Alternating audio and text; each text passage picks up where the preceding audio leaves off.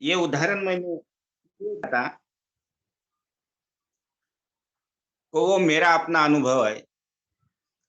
केवल मैंने ये नहीं बोला था कि मैं अपना अनुभव शेयर कर रहा हूँ, क्योंकि वो आप सबका अनुभव है।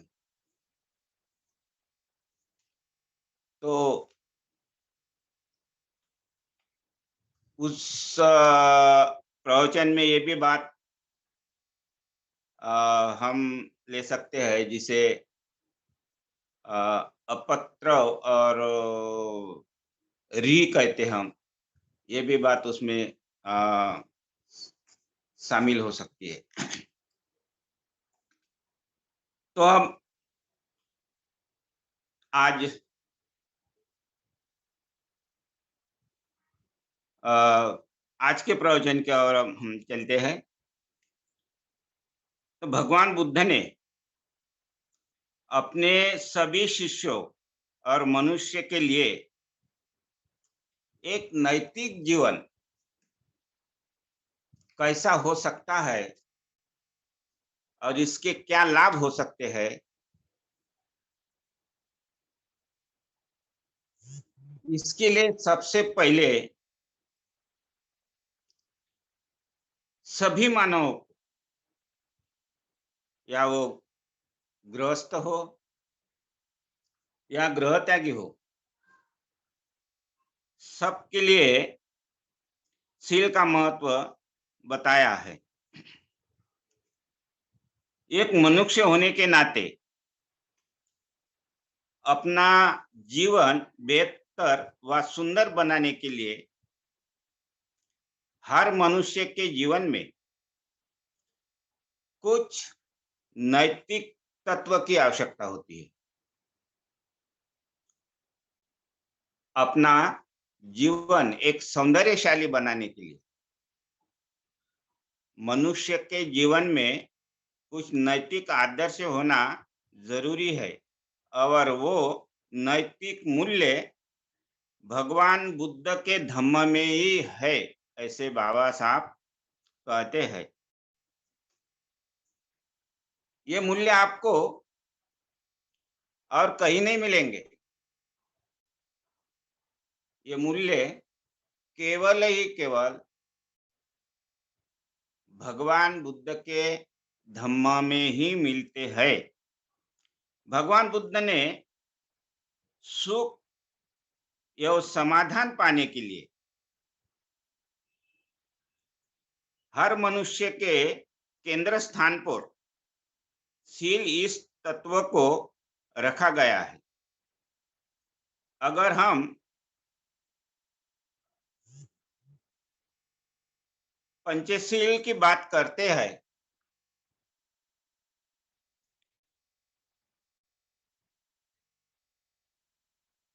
अगर हम पंचशील की बात करते हैं, तो समग्र मानवीय परिवर्तन के मूल तत्व है।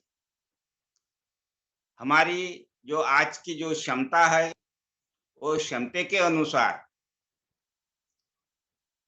हम जिन शीलों का आचरण करते हैं, तो गृहस्थी होने के नाते पंचशील को हम अपना का प्रयास करते हैं। तो बुद्ध कहते हैं, सुख और समाधान जैसी बातें आप चाहते हैं, तो निश्चित ही रूप से आपको शीलों का आचरण करना ही होगा। और पंचशील की अगर बात हम करते हैं, तो कहते हैं समग्र मानवी, बहुत बड़ी बात कही है, समग्र मानवीय परिवर्तन के मूल तत्व है। मनुष्य समाज को आनंदी और समाधान से जीने के लिए कुछ मूल्य की आवश्यकता होती है। अगर हमारे जीवन में कोई मूल्य ही ना हो, तो हम कुशलतापूर्ण जीवन को नहीं अपना सकते, क्योंकि हमारे पास कोई ऐसे मूल्य ही नहीं है। तो इसलिए अच्छा, बेहतर और सौंदर्यपूर्ण अगर हम हमारा जीवन चाहते हैं, तो निश्चित ही रूप से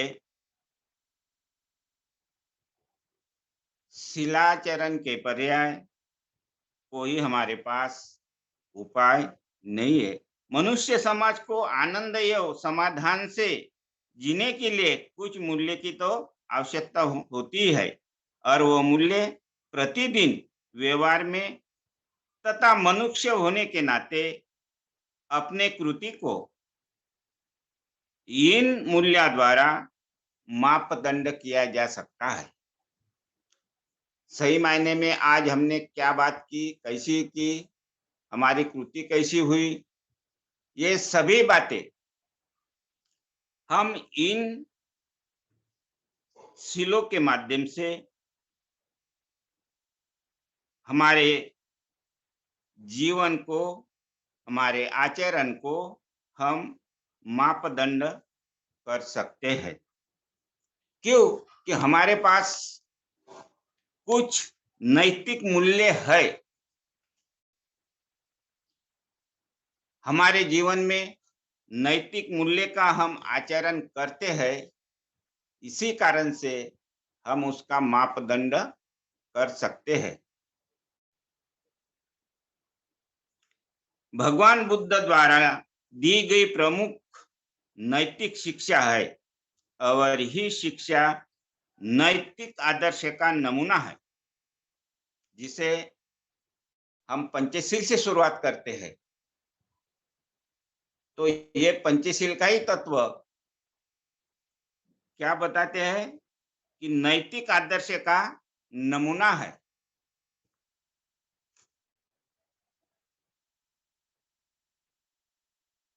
अब पंचशील को प्रमुख नीति तत्व के नाम से बुद्ध धम्म में जाना जाते हैं। इस बारे में बाबा साहब ने बहुत ही अच्छी बात कही है,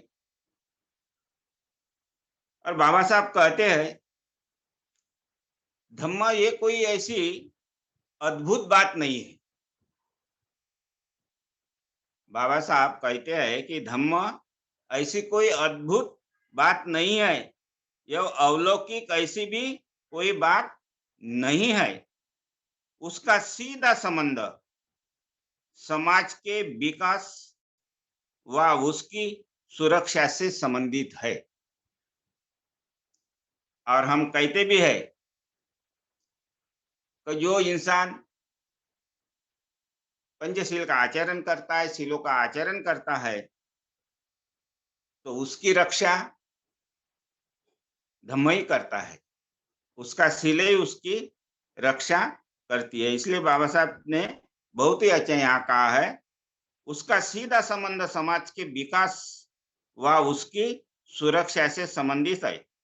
और बाबा साहब के ये वचन सभी मनुष्य मात्र यह आधुनिक विश्व की दृष्टि से मूल्यवान है।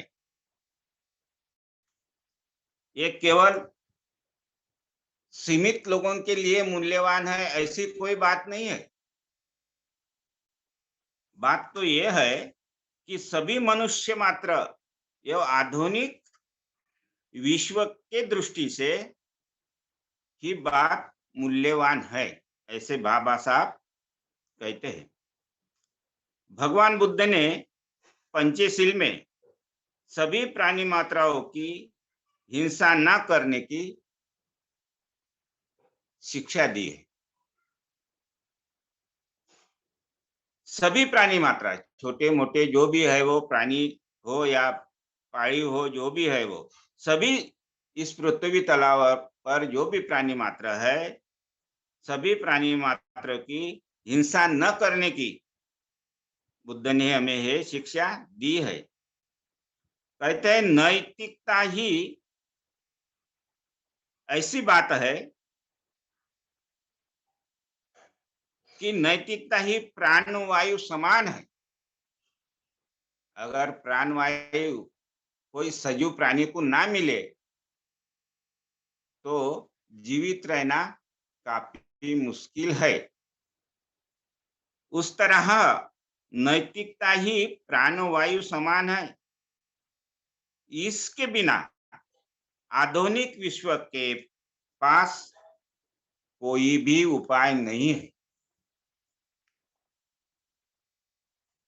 अगर प्राणवायु अगर नहीं है तो कोई भी सजीव प्राणी जीवित रहना काफी मुश्किल है।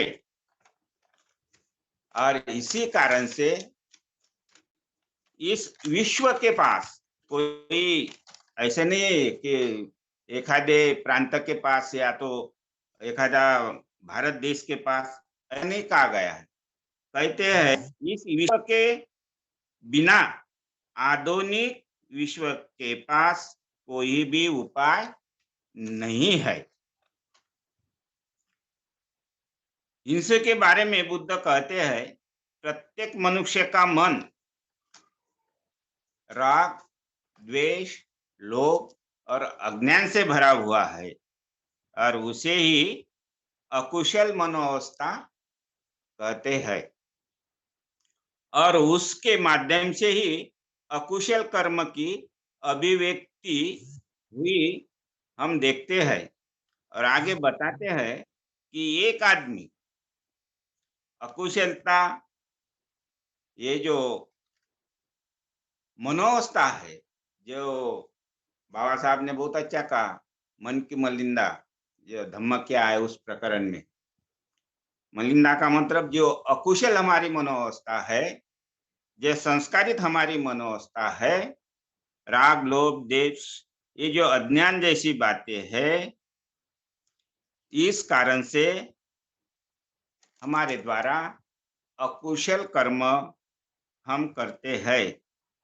आगे बताते हैं कि एक आदमी दूसरे आदमी पर अपने बल का उपयोग कर हिंसा करने के अलग अलग स्तर से इंसान के ओर से अकुशल कर्म होते हैं। वाचा से होते हैं, काय से होते हैं और मन से भी होते हैं।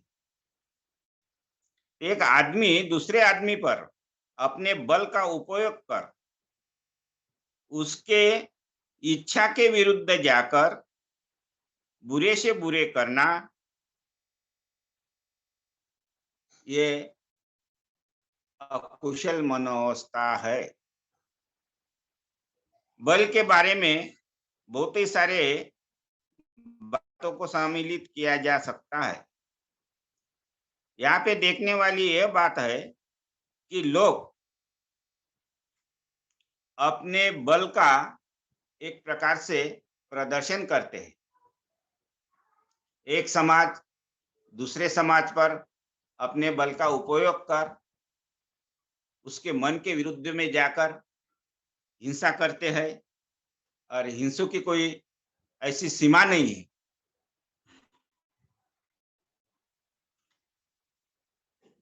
अपनी इच्छा की पूर्तता की पूरी करने के लिए दूसरे का अस्तित्व को पूरी तरह से नकार देते हैं।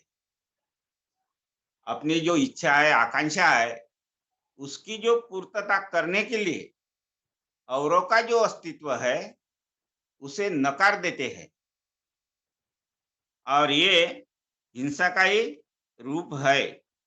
यही नकारात्मक भावना है। ये भावना इतनी भयावह है कि औरों को दुख व पीड़ा पहुंचाती है। इतना ही नहीं, अपनी इच्छा की पूर्तता पूरी करने के लिए जग में क्या क्या होते हैं, समाज में क्या क्या होता है, हम देखते हैं।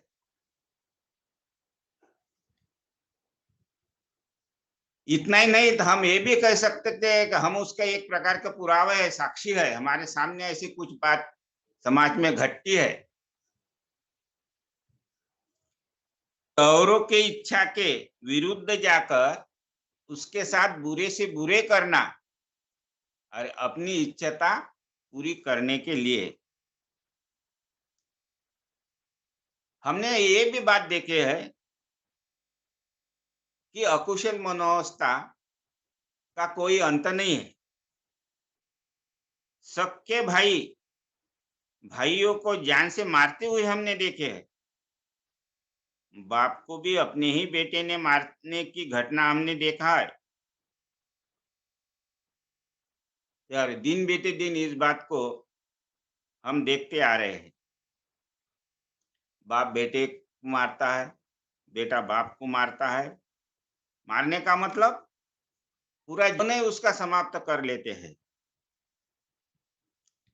शोषण, छल, कपट, अन्याय, अत्याचार ये हिंसा के ही उदाहरण है जो हम अभी समाज में जो कुछ देखते हैं। तो ये सभी बातें जो हिंसा के ही उदाहरण है। दूसरों के अस्तित्व को नकारना ये ही एक प्रकार का आतंकवाद व दहशतवाद है। दूसरे को अस्तित्व को नकार कर अपने बल का उपयोग कर हिंसात्मक कृति करके अपना प्रभाव बढ़ाकर समाज में दहशत निर्माण करना यही दहशत और आतंकवाद है। हम देखते हैं आजकल अपना प्रभाव बढ़ाने के लिए लोग कौन से शस्त्र को धारण करते हैं। तो अपने प्रभाव बढ़ाने के लिए लोग धर्म के नाम पर लोगों को बहकाकर धर्म के प्रभाव से अपना प्रभाव बढ़ाकर लोगों को जात न छोड़ने की, जात में रहने का, जात में ही मरने की जोर जबरदस्ती की जाती है। लोग धर्म को छोड़ने को चाहते हैं जिस धर्म में हमें कोई स्थान नहीं, सम्मान नहीं। मनुष्य होने के बावजूद भी मनुष्य का जीवन हम जी नहीं सकते, ऐसे धर्म को छोड़ना चाहते हैं। तो लोग क्यों ऐसे करे, क्यों छोड़ना चाहते हैं?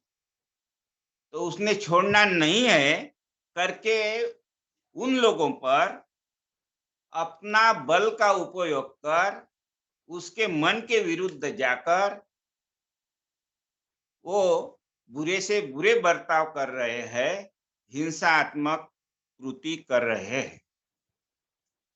हम स्वतंत्र अगर देखते हैं तो जिस देश में हम रहते हैं ये स्वतंत्र भारत है।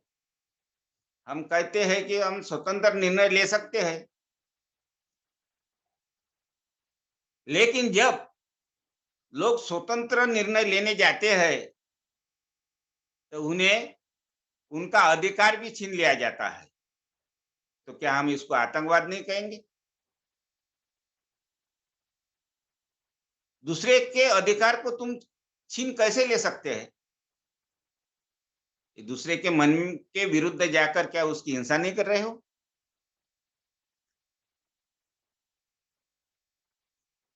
ये औरों के मन के विरुद्ध जाकर की हुई कृति है। ये हिंसा करने का एक जबरदस्त लोगों ने उसको एक शस्त्र समझ लिया है और कहते हैं अपना ही अच्छा है, छोड़ने का क्या कारण है, पकड़ने का क्या कारण है, नया नई बात सीखने की क्या कारण है। लोग जूने बात को, जूने संस्कार को ऐसे ऐसे तरस रहे हैं, जितना जल्दी हो सके उतना छोड़ने का लोग प्रयास कर रहे हैं। क्यों? तो उस पर हिंसा हिंसा का प्रयोग हो जा रहा है, अलग अलग माध्यम से जोर जबरदस्ती की जा रही है। अगर हम आज भी अस्पृश्यता भारतीय समाज में किए हुए अन्याय अत्याचार सर्वोत्तम स्थान पर है। हमने तो अस्पृश्यता तो कई पीढ़ी की पीढ़ी हमारी बीत गई है अन्याय अत्याचार सहलाते हुए, लेकिन आज भी इस मानव समाज में इस बात के उदाहरण हम देख रहे हैं। वो अलग अलग माध्यम से अन्याय अत्याचार कर रहे हैं। अस्पृश्य समाज पर सर्वोत्तम स्थान पर उन्हें घृणास्पद जीवन जीने के लिए जोर जबरदस्ती की जा रही है।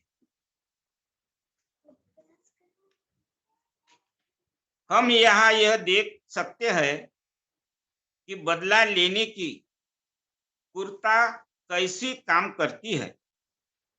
ये देखकर मृत्यु को भी शर्म आना चाहिए।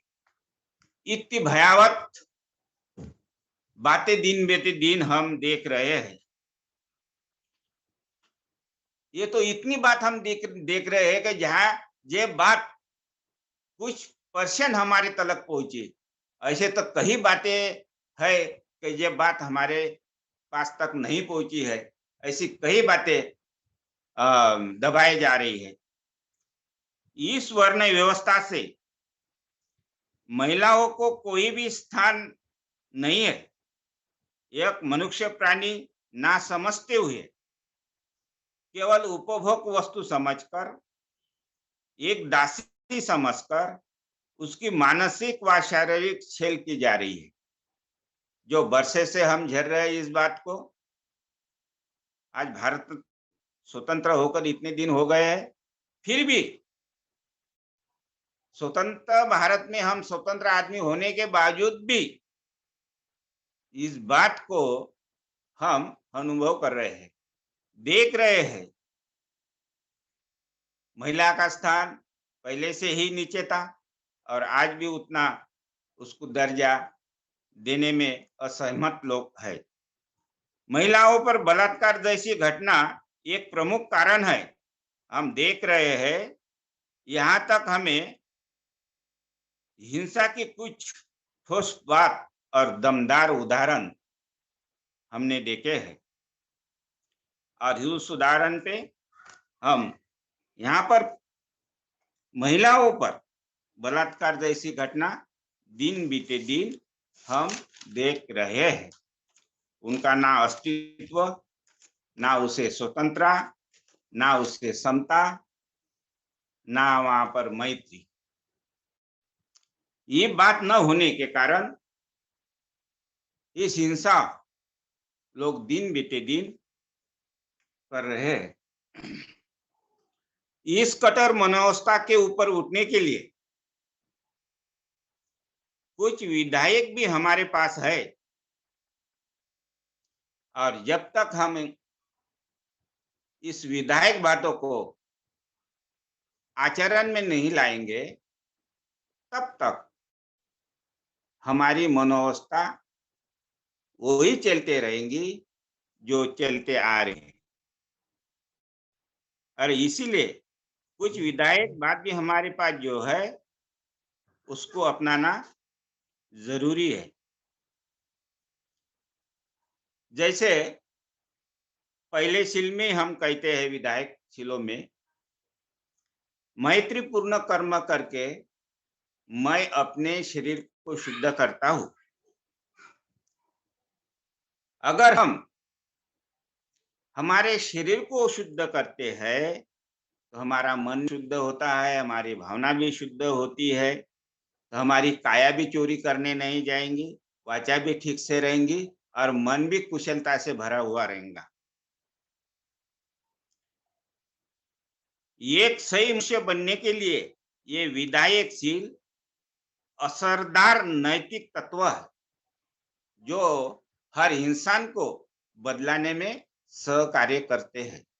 हर मनुष्य का मन इस तत्व से बदल सकता है और कई लोग इसके साक्ष्य है, पुरावे है, जिन्होंने इनका अनुभव लिया है। और इसलिए ये जो विधायक परिलशील है, ये बहुत ही असरदार नैतिक तत्व है।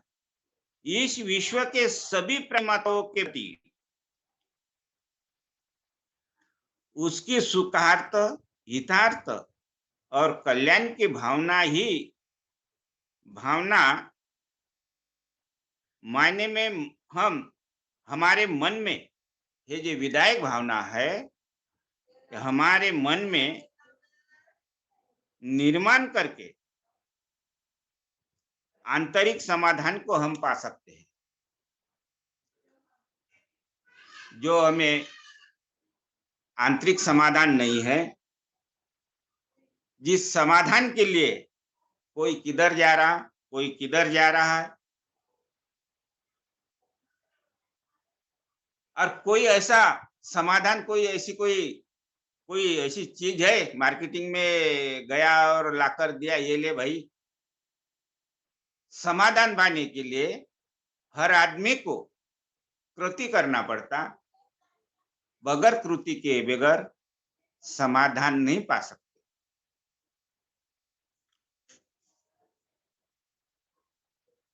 और कल्याण की भावना ही मन में हम निर्माण कर सकते हैं। आंतरिक समाधान को हम अनुभव कर सकते हैं। और ही विधायक भावना औरों को सुख समाधान प्रदान करती है। जब हम सुख का अनुभव लेते हैं, हमारी जो विधायक मनोअवस्था है, वो मनोअवस्था हम दूसरे में बांट देते हैं। और दूसरे को भी हम ऐसा करने का एक विधायक सलाह देते हैं कि जो अनुभव हम कर रहे हैं, उसका अनुभव आप भी कर सकते हैं, ले सकते हैं। आओ हमारे साथ, चलो हमारे धम्म क्लास में, चलो शिविर में, और जिसे सुख समाधान आप चाहते हैं, वहां जाकर आप अनुभव कर सकते हैं। ये बुद्ध ने अहिंसा की परिभाषा की है। सभी पर मैत्री व भाईचारा बनाए रखते हैं, तो किसी के मन में हिंसा करने की भावना उत्पन्न ना होगी। जब हम खुद ही मैत्री करेंगे, खुद पर मैत्री करेंगे, औरों के प्रति मैत्री करेंगे, सभी जीवित प्राणी मात्राओं के प्रति मैत्री करेंगे, तो दूसरे के प्रति हिंसा करने की भावना हमारे मन में उत्पन्न ही ना होगी। कोई संभव नहीं है। और मैत्री से ही सामाजिक जानीव निर्माण होती है। जो सामाजिक जानीव है, वो जानीव मैत्री से होती है। और समाज में अगर हम कुछ अच्छा काम करना चाहते हैं, तो मैत्री पूर्ण ही हमें समाज में जाकर बुद्ध धम्म का काम करना होगा। तभी लोग धम्म के ओर आकर्षित होंगे। और इसी कारण से यही मैत्री से सामाजिक मैत्री और सामाजिक जानीव भी होती है। जब हमारी जागृति कुछ हद तक विकसित होती है, तो हम यहाँ पर सुवर्ण मध्य का नेम को देख सकते हैं। जो सुवर्ण मध्य का नेम जो है, आपको पता होगा, तो वो भी हम यहाँ पे देख सकते हैं। जो मैत्री का आचरण करेगा, वो ही सुवर्ण मध्य का जो नियम है, उसका भी आचरण करेगा। और इसी भावना से मानव समाज जीवित रह सकते हैं। हमारी जो मैत्री की भावना है, जो कुशल भावना है, इसी कारण से समाज जीवित रह सकती है। उसी कारण से भगवान बुद्ध का धम्म मानव कल्याण का धम्म है, ऐसा हम कहते हैं। सभी मानव समाज इसका आचरण करे तो उसका कल्याण ही कल्याण होगा। और इस भावना को लेकर ही हम कहते हैं कि भगवान बुद्ध का धम्म मानव कल्याण का धम्म है। यही तत्व बाबा साहब ने 22 प्रतिज्ञा में नमूद किया है। और नवी प्रतिज्ञा में बाबा साहब कहते हैं कि सभी मनुष्य मात्र समान है, ऐसा मैं मानता हूं। और इस मैत्री के आचरण से ही राष्ट्रीयता का भेदभाव नष्ट हो सकता है। हमारा राष्ट्र, तुम्हारा राष्ट्र, English cider, Hindi cider, Marathi, वर्ण भेद, भाषा भेद, रंग भेद, ये जो राष्ट्रीय जो भेद है, तो इसका अगर हम आचरण करते हैं तो ये राष्ट्रीय भेद भी नष्ट हो जाता है और वैश्विक मातृत्व की, बंधुत्व की भावना विकसित हो जाती है। अगर ये नष्ट हो जाता है, ये वर्ण की भावना जो नष्ट होती है, तब वैश्विक मातृत्व, बंधुत्व की भावना विकसित हो जाती है और सांसारिक सभी नकारात्मक समस्याओं को नष्ट करके अंत में मनुष्य के सामने कोई भी विधायक मार्ग नहीं है। इसी सत्य को कोई नकार नहीं सकता। नकारात्मक भावना को नष्ट करने के ये जो विधायक भावना है, उसे अगर इंसान अपनाता है तो निश्चित रूप से वो कोई भी नकारात्मक भावना हो, वो नष्ट होती है और इसी सत्य को कोई भी नकार नहीं सकता है। तो धम्मा भाई और बंधु, आज के लिए इतना ही पर्याप्त। आगे